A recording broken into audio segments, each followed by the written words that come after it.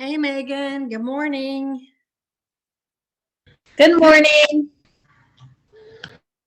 I wanted to say good morning and test my audio.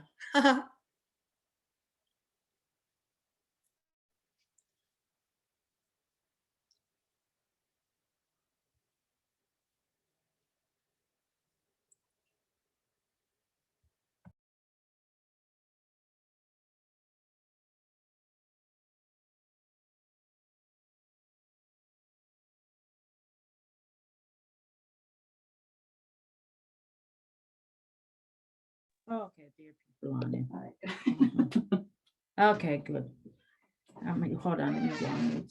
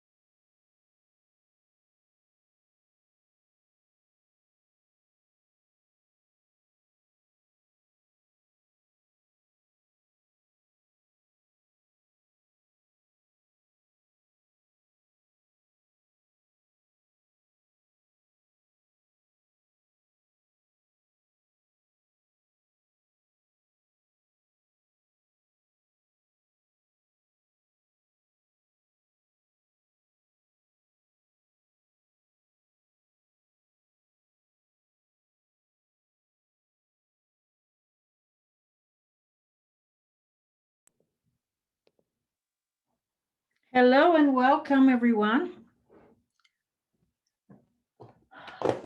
How's everybody's rainy day in Georgia? I feel like looking for that song and playing it while we're waiting for people to come on. I wonder if I could share that. Who has a great singing voice? Sing that Ray Charles. Is it Ray Charles? It's a rainy day in Georgia. Hello. All right, in 2 minutes, you guys are gonna have to unmute and engage. Hey, it's not raining here now. It's not, I woke up, it was pouring down rain. Are you at the office? Because I'm in Indian Hills right around the corner. It's not raining. Yeah, it's not raining now, but when I got here, it was raining. When I left my house this morning, it was raining. Oh, yeah. I My just backyard's just about flooded. My backyard's just about flooded. Really? Oh, living in Atlanta. Look at, there's a face I haven't seen in a while. Nisha, are you still in the business, darling? I'm just messing with you. I know you're taking care of children. Hi. Well, I haven't done much, as you know it, and yeah, but trying to get back in. No problem. I have you on my list. So I just have to do it. Yeah, I'll call you. Thank you. I see some familiar faces. Kathleen, show your pretty face, girl. And Michael Mellon. Oh my God, Michael Mellon. I can't show my face. I'm in Kroger. Okay, all right. Bring and I'm me wearing back my mask. Okay, so let's give her a list. I would like some dark chocolate, please. What would you like? Okay. And some hot tea to go with that, thank you.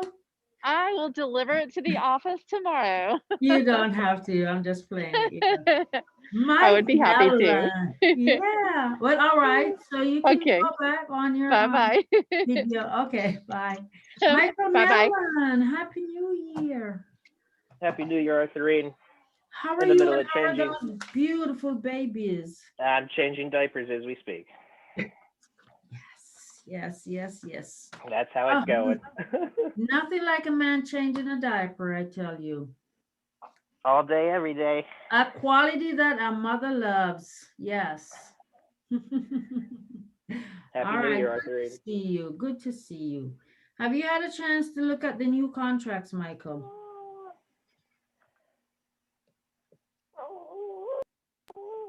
I was on yesterday when Paige was doing her conversation about it. I missed Sherry's, so I'm going to have to go on the training if it's there. Mhm. So I I think tuned in it's on to hear that Facebook, stuff. Michael. Okay. It's on Facebook, and then the attorney, Thompson Brown attorney, who did the one a couple weeks ago, she's doing another for us by popular demand. Okay, great. Okay. I'll be at that one too. All Yeah, right. and I'll be traveling during the 3-hour CE, so I'm gonna miss that. But I know there's others out there that I can tune into. Oh, there are tons and tons. Yeah, yeah. Yeah. All right, you guys, welcome again. Tell me, so this is not intended to be a class about how you fill out a purchase and sale contract, how you fill out an exclusive listing contract. This is not that class. Sherry went over that, did that class yesterday, and Paige went over it during our team meeting. So this is about amendments, special steps, and exhibits. So let me see, hold on. I'm gonna take a few notes. What do you guys want to see or learn today?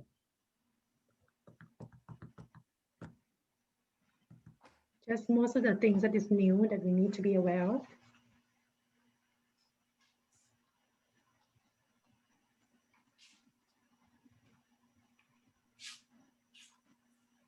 So we're gonna specifically go over where the exhibits are, the stuff that needs to be attached to a contract.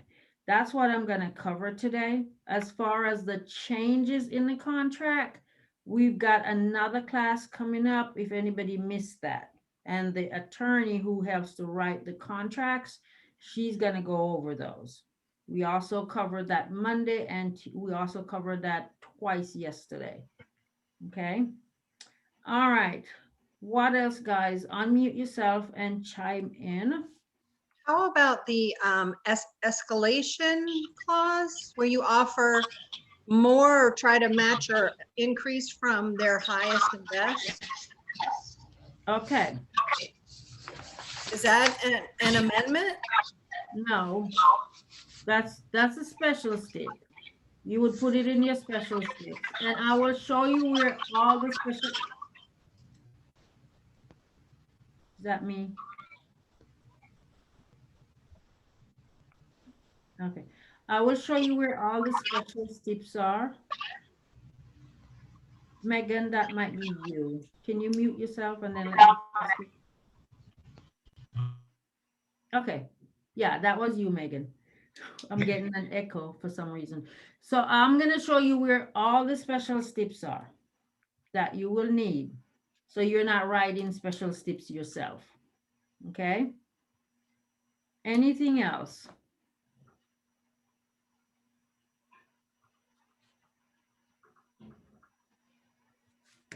All right. Well, Zoe, let's start. So everybody should have a copy of these contracts. They were emailed to you guys. All right. So I'm going to turn to, I'm going to do the exclusive seller brokerage agreement, and I'm going to turn to the page. Let's see what page it is.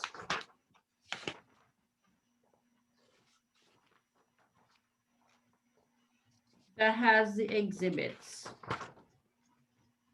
So it is page 8. And it talks about the ABCs of agency, the lead-based paint pamphlet, and these are all pamphlets. These are not exhibits, okay? So we've got some pamphlets, and I'll touch on those briefly.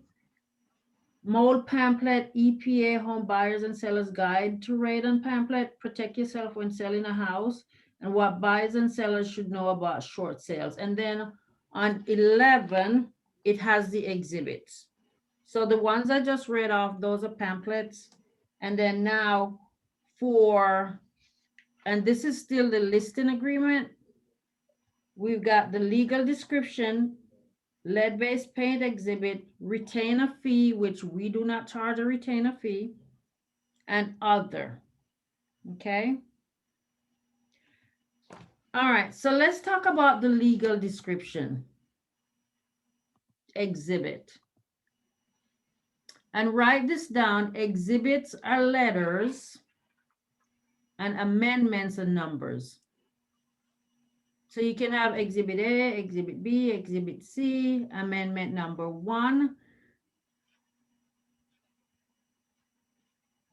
And does anybody know the difference between the exhibits and the amendments?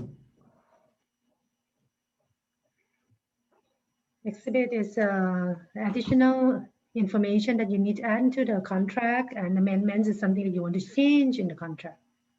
Very good. I couldn't put it any, yeah, that's the nice, short, everyday layman explanation of that. And I'm not going to complicate it. So it's going to say in the contract that these exhibits are made a part of the contract, right? So once we have a contract, and if somebody changes their mind about something in the contract, could we now go ahead, grab the same contract and just cross it out and date, initial, and time that? Should not. No, Wait. no, no. So anything you want to change in a binding contract, you do an amendment. Okay, because very often I get calls from a new agent saying, "Hey, Autherine, we're about to have a we're about to go binding and we want to change something. Should I go ahead and send them an amendment?" And I'll ask the question, "Are you binding yet? Has everybody signed off? Has everybody agreed to the terms and signed off?" And they said, they'll say no, and I'll go, no, no, no. So we don't have a binding contract. Once you can always put a special stip in something that you're still negotiating. Once we bind it though, now it becomes an amendment. Okay. So Nisha, you've been doing this for a while. So I'm going to ask you, when we get to amendments, some of the most popular ones that you see. Okay. Because apart from Nisha and myself, and I think Kathleen, has anybody else have an accepted contract? Not Okay, accepted. except where you've actually gone to the closing table. Okay, so I just kind of, most of you guys I know, because you're coaching with me. I don't know everybody on here, so I just want to see who is new, and who's not.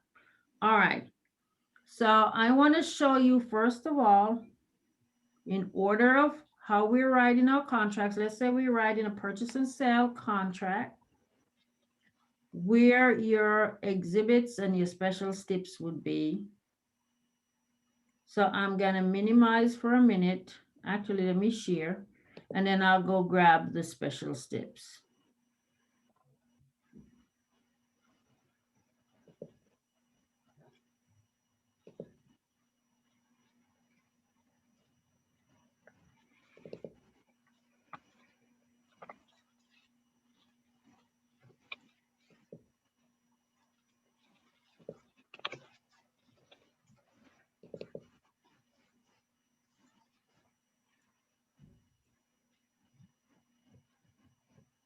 Does everybody know how to go into your dot loop and create a Docusign? I said Docusign. Didn't you hear Docusign? Yes, I heard Docusign. Do you know how to go into your Docusign documents and pull down the documents that you need? No? All right, Wendy says no. Okay. Hang on, Wendy. Let's go over there. Thank you. I can go into Docusign, but then it's manipulating, like how to send it, how to save it, how to rearrange it. All right, and so I'm going to send you to the class that's on our Quantrain. For that, I'm going to go into one of my live rooms,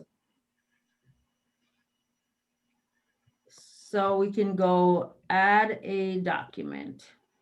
I'm going to pretend, because I want to show you where everything is, okay? So can you see my screen? Yes. Yeah, and so I went into Docusign, and then I clicked on my face, and my face takes me into one of my into like a dashboard, then I'll click on rooms. And so now I'm in my document. So let's just pretend that I want to go get some forms. So I'm going to click on add. And I'm going to go to my Docusign Forms.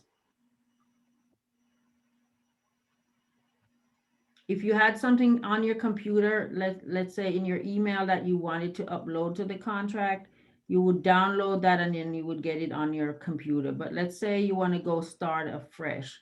You would go into Docusign Forms, click add, and it's spinning. And you've got a forms library here. Or select library, select Docusign Forms. So when you click on that, you will see Georgia Association of Realtors, and you're also going to see our KW 178 forms. So if you click on our forms, you guys, these are two that are not on the contract. That would be in other. The two that we need in order to get paid, we need the affiliated marketing disclosure and we need the wire fraud protection. So you guys remember how to go get those? You go into DocuSign, do select library, click on your drop down, and you're going to see these are our internal forms that you need. And the affiliated marketing disclosure just discloses to all of our clients who we do business with in the office. It says, okay, we're doing business with a couple of lenders, a couple of other vendors, and you don't have to use them, but per GREC, we have to disclose. Does that make sense? And so this form and the other one would not go to the core broker. That's internal. Make sense? All right. Actually, one quick question. Mm-hmm. All these forms in GAR form and other forms in the DocuSign, you can only access it through an opportunity, correct? I mean, I have to have an opportunity in order to access all these forms, right? Mm-hmm. Mm-hmm. I cannot just go into DocuSign and pull out the form without any opportunity, can I? You should be able to. I am not sure. My understanding is that you have to have an opportunity. Yeah, that's what I thought so too. So I have to create An a opportunity. fake one so that I can access all the documents. Yeah. You can also go to Remine, which remember we used to be able to go to Forms Pro, and Remine took the place of that. So in Forms Pro, I would just go in and print up a document. There might be a way you can still do that in Remine. And if I have a chance, we'll go into Remine. All right, so let's go back to add and go back to the forms.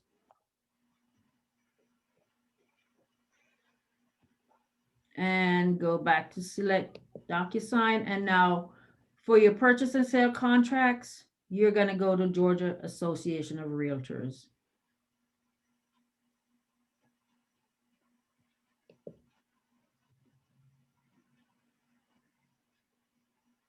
And then the great thing about your contracts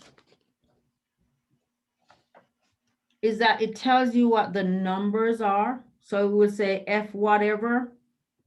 So you can type the name of the documents in here. You can go purchase and sell, and it will populate. Or if you have the F whatever it is form number, let's say I'm looking for the legal description. If I have F807, it's gonna populate, right? And if I'm looking for, let's say, the lead paint disclosure,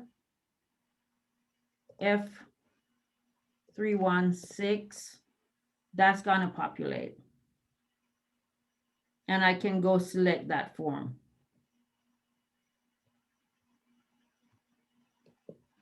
Okay, so while I'm there and we're talking about the lead-based paint exhibit, this office requires that you put that on anything that was built before 1978.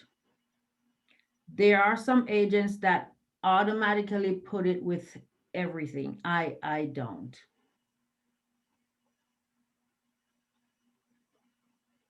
All right. So where are all these special steps that you guys are going to write? So if you go back in here, and I'm going to stop share for a minute, you can go back into your documents and do the same thing. And do 2021 special steps. Let me stop share and we'll look at that document because I think I have that pulled up. Well, hello, Grace Lola. Hello, sorry I'm late. Not a problem, Miss Grace Lola, not a problem. All right. Any questions while I'm going to the special steps?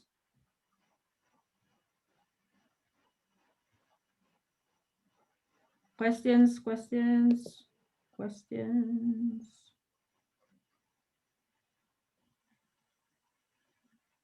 Can you see this 2021 special steps form, you guys? Yes, everybody can? Okay. So the reason why I want to start with this and pull it up is that every kind of special step that you could ever think about, it's in here. And we most definitely don't want you to write your own special steps, especially on something as intricate as permits contingency, right? Or setback contingencies, seller's disclosure not attached contingency. There is a form for that. You would go into your forms and just type this in, or and download that and attach it, or you could write it in. Because this one is new and it says I don't have a seller's disclosure, I would prefer if you guys go get that form so everybody can sign off on it. Do you remember why we use this? They discussed that several times yesterday. Investors who might not know the whole history of the property. Yeah. So before they would just put in FMLS, investor, no seller's disclosure, which is okay. State of Georgia says you can do that. Now we're saying, okay, understand that you're an investor. What we do know that is if you've torn this house apart and did a full remodel, you know more than you're saying. So just to protect us, just please sign this form that says you know of no latent defects. Because we've had court cases with investors where they kind of misrepresented the truth. So this one protects your buyers. If this is an end user buyer and you're buying from an investor who says, I don't know anything about this, I've never lived in it, then you say, okay, I understand, but please sign this off for me that says, yeah, there are no latent defects. Can they refuse to sign it? Of course they can. Mhm. Then you Awesome. can decide not to buy that property too, Exactly. Okay. right? So there's always a choice. And in that case, I would have my buyer sign something that says, I have given you an option, whether or not to do an inspection. You've done an inspection, and we have asked the investor to sign a statement saying there are no latent defects, and he has refused. And so we want to make sure that you're acknowledging that I have advised you that you may or may not want to proceed with this transaction. It's just something to cover your guys, you know what. Okay. So here is it right here. You can either put that in your special steps if you're buying from an investor, or just go ahead and download 730, SS 730, and have, actually, yeah, and have them sign off on it. Any questions regarding that one, which is new?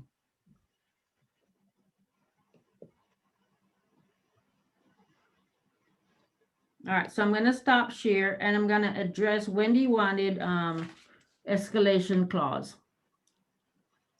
So Sherry has an escalation clause.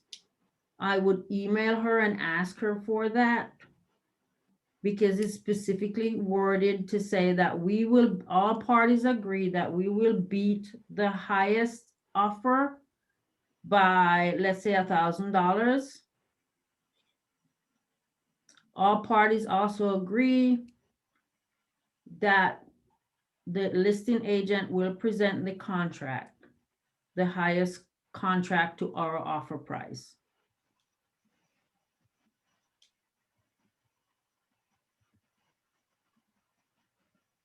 And so, and you can also say, you can also give them a time frame, or Wendy, you could do a net to the seller. And that's what I'm saying. If you ever get into a situation where you want to do an escalation clause, please check with Sherry or Rispy, because she's got one specifically worded. Okay, there's also another one that I want to talk about, and let's see if I can find that. And then we're going to go to the exhibits. So there's a COVID-19 special steps that's in the contract. That one you probably won't find in special steps, because that one the attorney sent to us last year during COVID. So if you have a copy of the stuff that Paige sent out yesterday, that COVID special step, just the way the attorney sent it out, is included in that contract. And don't write this down, because it's a little lengthy. It just says all parties acknowledge that this agreement is made at the time when the spread of COVID-19 may cause delays or render it impossible. Hold on, you guys. Sorry about that. Let me just turn this down.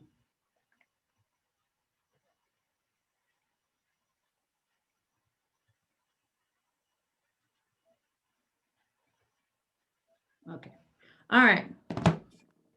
So all parties acknowledge that this agreement is made at a time when the spread of COVID-19 may cause delays or render it impossible for one or more parties to perform their contractual obligations timely. If a party is unable to meet a specific deadline due to quarantine, A, quarantine ordered by the government, or an attending physician, B, hospitalization of self or of an immediate family member, or C, inability of a vendor, agent, lender, or attorney whose cooperation is required to perform, or D, similar impediment related to COVID-19 emergency that is outside the reasonable control of the delayed party, then as soon as reasonable as possible, the delayed party shall give notice of the delay to the other party in writing, and all deadlines contained in this agreement shall automatically be extended for a period of 5 days. So this says 5 days. So do you guys understand what this means?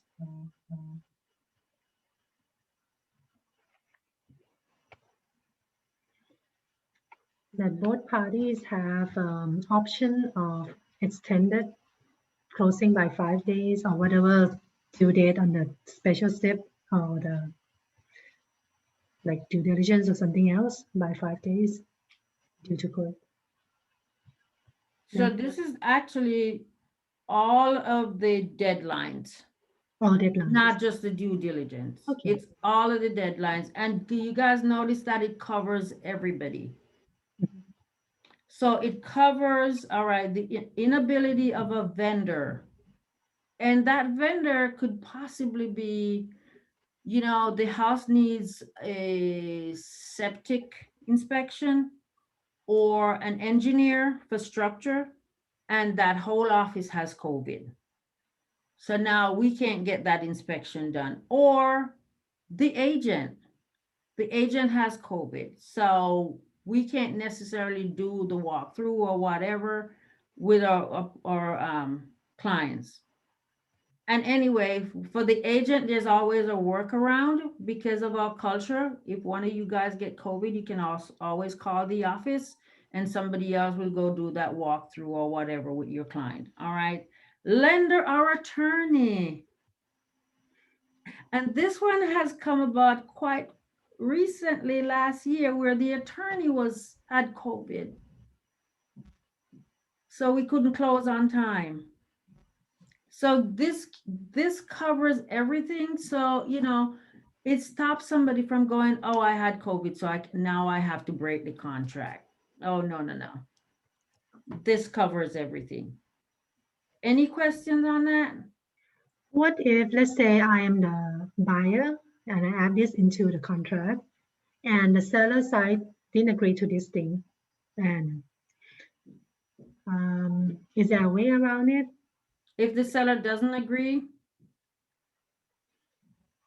you know what? I haven't come up against that because everybody has been agreeing because we are in a pandemic.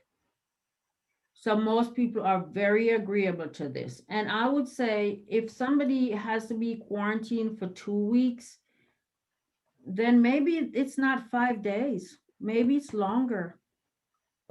Okay, maybe it's longer. This should be in all the contract as of now. Yeah. And I would just advise you guys, as long as we're in a quarantine, please include that special stip. A special stip number 1. Make sense? Is it available to us somewhere, or we have to go ask Paige for a copy? Now, do you have a copy of this that she sent out? No, because I wasn't in the office. I was getting ready for Ignite at home listening. Because she just passed them out in the meeting, correct? No. Now the one Sherry, I have a copy of all the documents Sherry gave us in Ignite. Okay. So Paige also emailed all of these out. Okay, I'll look for that email. That'd be great. And if you don't, Sorry. Go ahead, Nisha. Kimberly sent out on the 25th at 4:28 p.m. She wasn't part of the office yet. Oh, okay. Sorry. 25th of when? Nisha, 25th of what? January 25th, she sent out, Kimberly said emailed out as an attachment, and it's at 4:28 p.m. Okay. I may have that. Thank you so much. I'll look for it. And if not, Wendy, will you email Imani and ask her for the COVID-19 special stip that tell her Kimberly sent it out and when it was sent out? I sure will. I'll check the email first though, Yeah. for Kimberly's. Okay. Thank you. Some other special steps that, we use in our contracts. So in my contracts, my purchase and sale contracts, I always go, all parties agree that the seller will, and you want to do all parties agree that the seller will. All parties agree that the seller will, whatever it is that you want. I always ask for the seller to purchase a 1-year home warranty for my buyers at no cost to the buyer, and they'll provide that at closing. Audrey, may I interrupt? Yes. What I have done in the past few times is that I actually put specific number of dollars, and in that way, my buyers might be able to get more than a year. And some program they have like buy a year, you get 1 month free. So you could be getting 13 months instead of 12 also. Yeah. You can say at not to exceed, let's say $600. Okay. And Yeah. then Put 580. before things got so tight, and nowadays I don't ask for this, when we have a plethora of listings on the market, I always ask for all parties agree that the seller will have the house professionally cleaned. Now I say all parties agree that the seller will leave the property in broom ready condition or broom swept condition. And I don't ask for the house to be professionally cleaned anymore. And of course, this is a discussion with the buyer. Because how many offers are we now getting on a listing? An 12, average. 20. Did you say 20, Grace Lola? Between 12 and 20. Right. And so as a listing agent, I am looking at everything, right? I am looking at dollars, price, terms, condition. And I'm itemizing for the seller. Oh, how much did you get? How much does it cost you to get your house cleaned professional again? Oh, $700. Just cost us $700 to have a house professionally cleaned and COVID ready, right? So that's $700. Plus they want a $600 bond. Plus they want a home warranty. Oh, it's about $2,500. Plus they want some closing costs. Okay, so that one kind of goes, all things being equal, that thing one goes to the bottom. So how would you like to lose a contract for your buyer for $500? Plus, I would think that most people get into the house, they will clean it themselves also. Exactly, Nisha. That's why I am not sweating that anymore. Mhm. Mhm. Even the carpet also, a lot of times they just rip it off and put whatever. Exactly. Yeah. So certain little things I'm not sweating anymore. So are there any other special tips that I should talk about?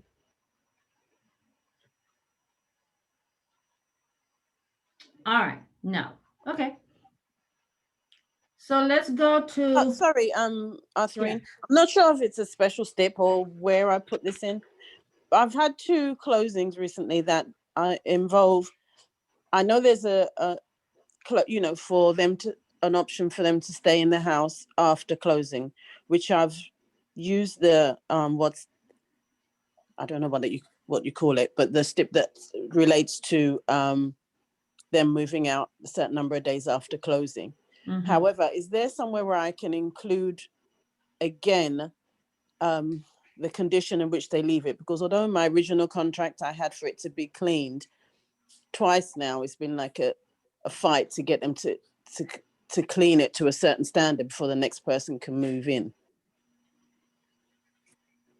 So remember that whatever is in your special steps that they've agreed to it.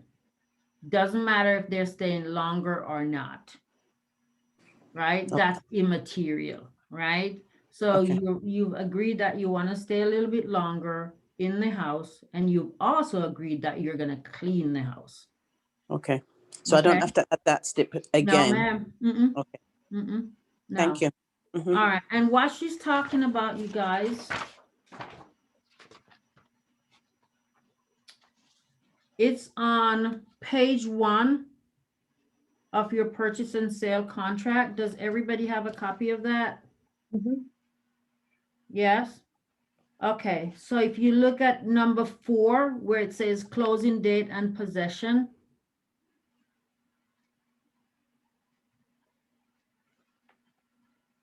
At closing, or 1 day after closing, 3 days after closing, 2 days after closing, it doesn't matter. You still have to, if you tick anything other than at closing, let's say they want to stay 2 days after closing and then they'll vacate at 5 p.m. You have to attach F219, which is a temporary occupancy agreement. And in that agreement, it's going to say the house has to be left in a clean condition. They reiterate that. And if you do not move out after 2 days, then we're going to charge you, let's say, $100 a day. Okay. Any questions? So make a note to go read F219. Autherine, If your client wants to stay 1 day over after closing, you've got to attach that.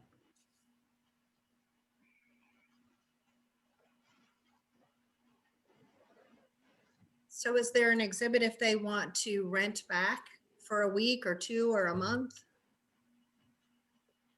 There is, hang on, let me see if I can go in here and find that. But that's totally different from just saying that possession is a day or 2 after closing. Right, At because some point, you need a whole new amendment, right? I mean, actually you kind of exhibit. need a lease purchase at that point. You do. Let me see if they explain that, because they had that before where they would break it out. All right.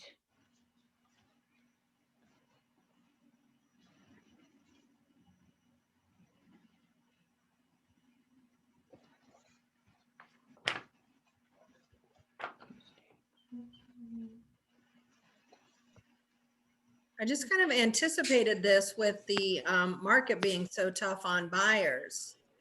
You know, if they don't have a place to go, I would think they would want to rent back or ask for that option on occasion. Yeah, hold on. I'm gonna go look for that. There's another document you have to use. Let's go in my add Docusign Forms, and then I'll share with you guys.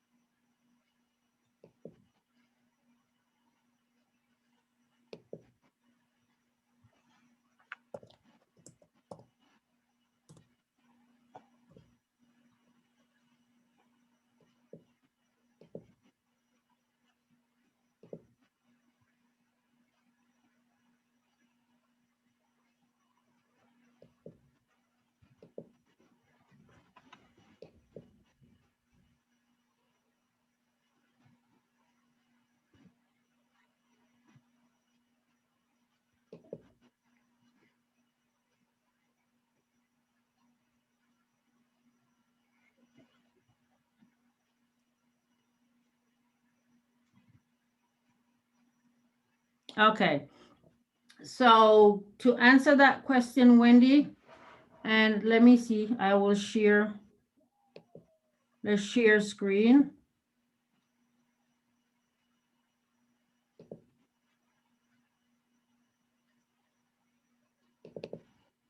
All right, can you see that? Can you guys see my screen? Yes.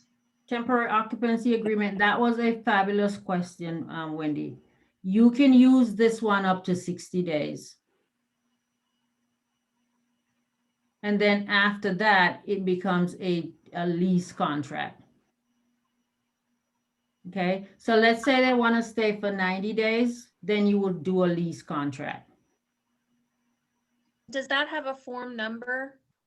Which one? This temporary occupancy agreement? Yes, it does. It's F219.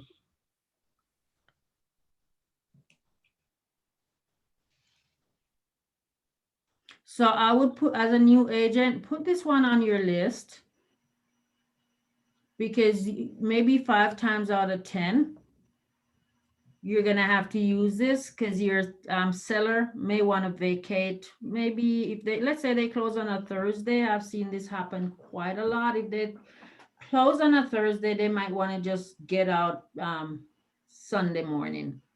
So they're moving on Saturday and they want to clean up and then get out on Sunday. So you can use this one. So please make sure you go ahead and read this and understand what it's saying. Did you see if it asked for consideration, say if they want to occupy for 30 days? What do you mean, consideration? For the amount of $3,000, the owners can stay an extra 30 days after closing. There it is, number 10. Is that it? Yeah, number 10. Number Great. 10, yeah. But it's a per day. So you'd have to calculate, you know, let's say it's how many days? Yeah, $100 a day. Okay. All right. So I'm going to close that one and stop share. But that one for 10 is only after the occupancy period, correct? It's like if you stay after the occupancy period is over, that's how much you owe the buyer. Right.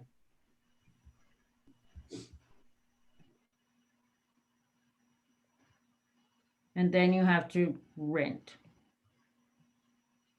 And no, if somebody wants to stay over for 30 days, then I'd have more conversations. If it's my buyer, then I'm gonna have more conversation with the listing agent.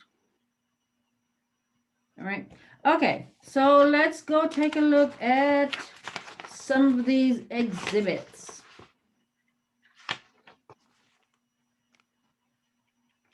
And all cash exhibit 401. So the interesting thing about an all cash exhibit is that it doesn't have to be all cash. So put this on your list too.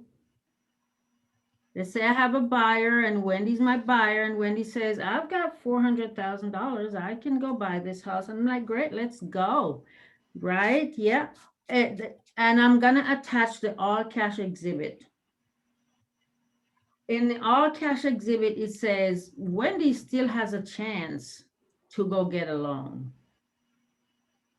She can get all of it in a loan, or she can get part of it in a loan. One of the takeaways that I want you guys to take away from this class is that you must read everything. You are professional. By the time you present it to a buyer, you should be able to tell them what's on it upside down. Okay? Now you're gonna send, when you send this over as an all cash and your buyer has decided to change their mind, and you go ahead and submit later on an approval letter and another exhibit or an amendment saying we're going to change, you will have the occasional listing agent who has not read that form say, oh, no, you cannot do that.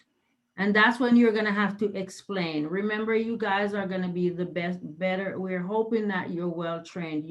Then you will explain that it says so right there on the cash exhibit, and your seller has already signed off to it, that we have the option to go get Autherine, it done. Yeah, so I do have an all cash buyer, and is this just to protect the buyer if they should change their mind? absolutely. Okay, thank you. Mhm.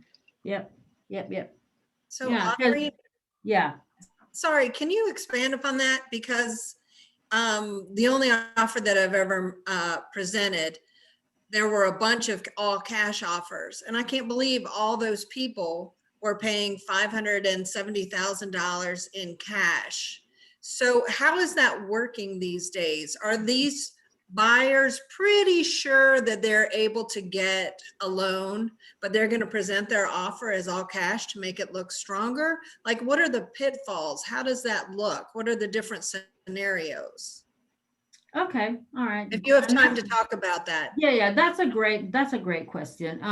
So let's say it's the market that we're experiencing right now, and it's very tight. And I really love the house, and I do have the money, right? So I can do so I'm speaking as a listing agent and a buyer's agent too, right? So as a buyer's agent, if I know my buyer has the money and they want to do an all cash, then we're going to do that. As the listing agent, if I see an all cash offer coming over to me, then of course, let's say I have 10 offers, they're the best one. I want to make sure that it's really all cash, then I'm going to ask immediately for proof of funds. Now that all cash offer, when you read it, it gives them time to go get proof of funds. If I am the listing agent with tons of offers, I am going to counter that, because you can counter that. All parties agree that before this goes binding, you will send me your proof of all cash. Right? So you just have to use your head on that. If it's the only offer, then maybe I'll wait for 5 days for them to send the all cash in. And at the same time, you do the best thing for your client, the seller. If your client wants to see that all cash right now, proof of, then do that. Okay. All right. So we're kind of running out of time. You guys, I just want to make sure you know where to find everything. Okay. All right. So I want to cover some of the most important ones here, like closing attorney acting as holder of earnest money.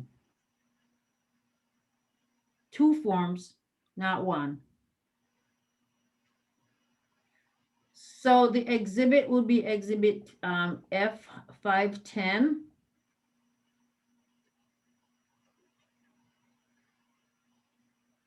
Where it's a notice to us that the earnest money is being held by the closing attorney. In that exhibit, it says closing attorney must agree. And that's a separate form.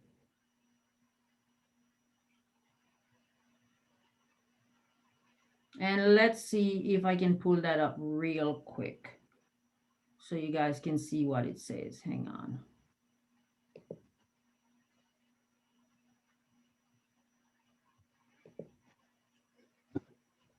All right, so let's add again, Docusign Forms.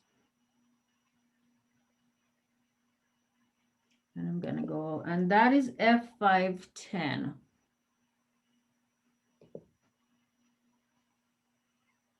And guys, while I'm pulling this up, you might see that if it's a small brokerage and they don't have an escrow account,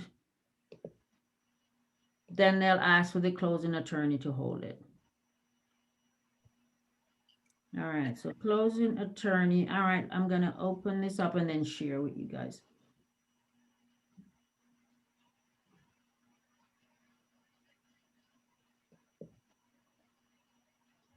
All right, let's share screen. I think this is it. All right. All right, so can you see that? Or is my screen, is it too small? Can you see that now? That's good. F511? Okay, so yeah. So this one is actually F510. Closing attorney acting as holder of earnest money. This is F510, Okay. right? Oh, I see. And right. So here, this is just notice to us saying, you know, the closing attorney is holding this and the seller initials, the buyer agrees, right? And then within 3 business days, the closing attorney must still consent to serve as a holder by signing F511. And that one's just the closing attorney saying, you know, yes, I'm going to hold the earnest money for name and address, right? So within 3 business days, you guys. So if you ever get this one, make sure you're following up for this one. Because what I've found is most of the times, of course, there F511 and F510 is not presented at the same time. Any questions on that? Autherine, Yes, ma'am. whom do, customary wise, I mean, which broker hold earnest money? Is seller broker or buyer's broker usually? A buyer's broker. Buyer's broker, right? Yeah, like all my buyers, the checks are made out to Keller Williams Realty Atlanta North. Okay. Right? The only case where somebody else holds my buyer's earnest money, if it's a foreclosure or if it's a corporation. Like Open Door, I can't, who is it? Sarahan and O'Kelly holds Open Doors earnest money. Okay. Yeah. And we've even challenged that and have, well, anyway, that is not something to challenge right now when you can't find property for your buyer. Of course. Of course. Okay. Just hold my money, take This it, is and give you the common house. sense. Common sense. If you're looking, and we finally look like we have this house that the buyer loves, and we're gonna get it because we're the only offer. I don't care who holds it. Just take it. Just let's go on the contract, right? So yeah, but every day, typical seller, typical buyer, Quan holds the earnest money. Now, you guys are seasoned, you know why? Because we want in a dispute, we want Jim to make the decision of who gets the earnest money, and that's a whole different class. Sure. Okay. All right. What other exhibit should I go over? I've got one, but tell me if you guys have any that you want to go over.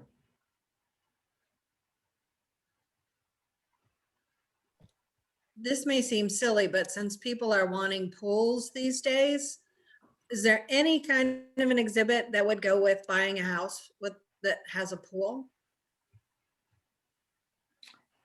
Check, not an exhibit. There's not an exhibit.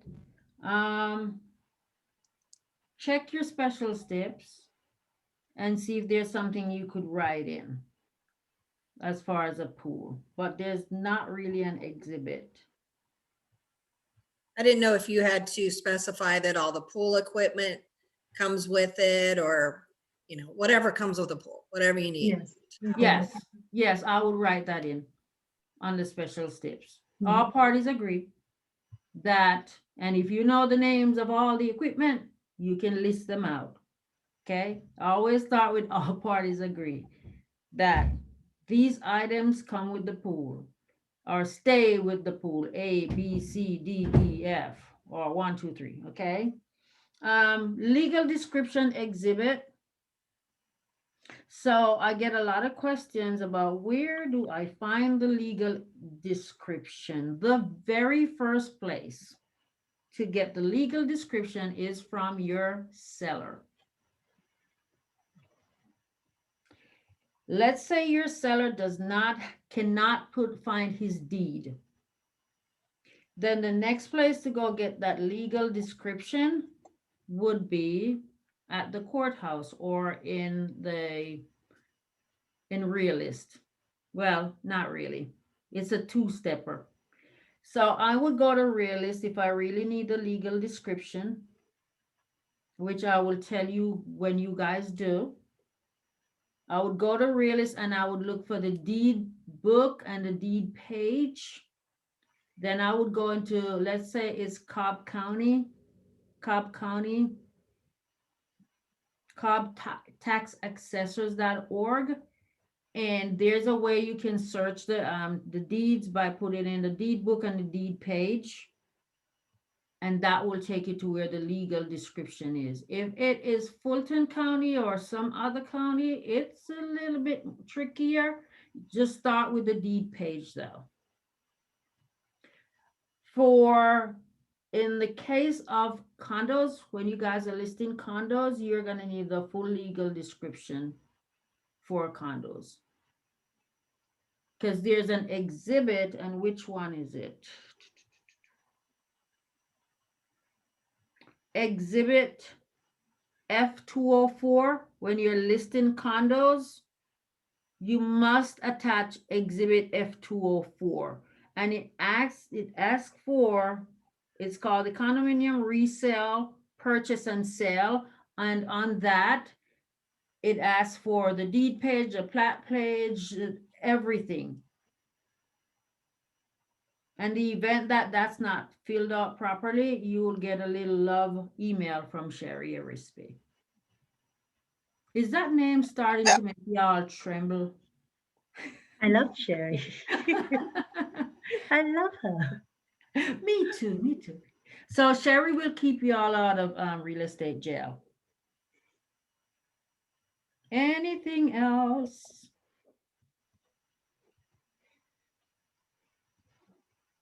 FHA loan contingency, you guys. Okay, a couple of things to note on that.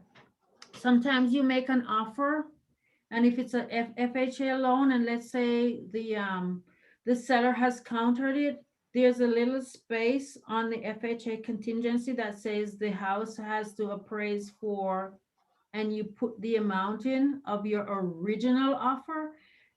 If the seller, when the seller counters that and say, we don't want 220 for a house, we want 275, and you guys agree, then you've got to go back and change on the FHA where you have 220 to 275, because if you don't, then you're saying, you're agreeing that, okay, we're paying 275 and it's okay if it appraises for 220.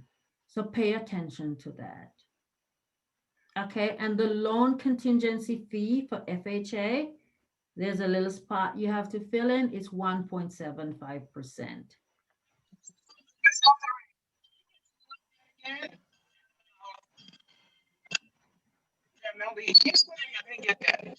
Are you saying something? Because we can't hear you. Oh, no. Okay, hold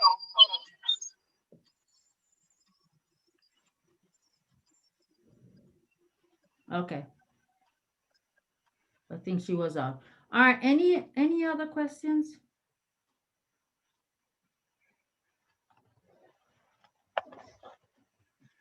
Did you guys learn something? Yes. Oh, KS Real Estate Group. All right, what do you want me to explain again?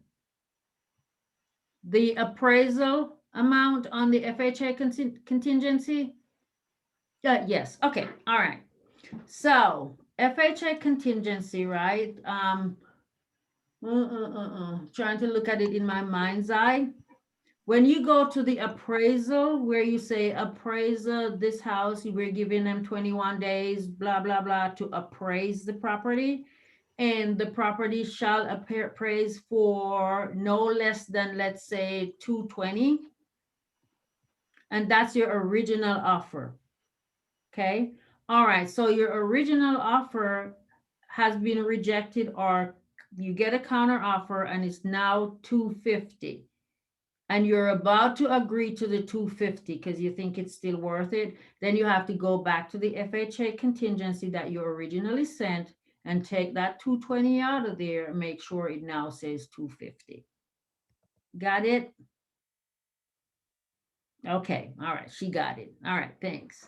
All right. Anything else, you guys, that I need to explain?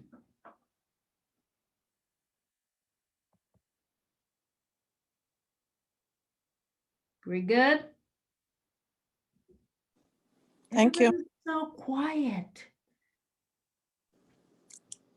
Thank you. All right. Thank you so much, Autherine. You are welcome. And if you have other questions that you can think of, remember the PC resources group on Thursday at 12:30. Okay. All right. Go be great. Have a fabulous day. All right. Bye.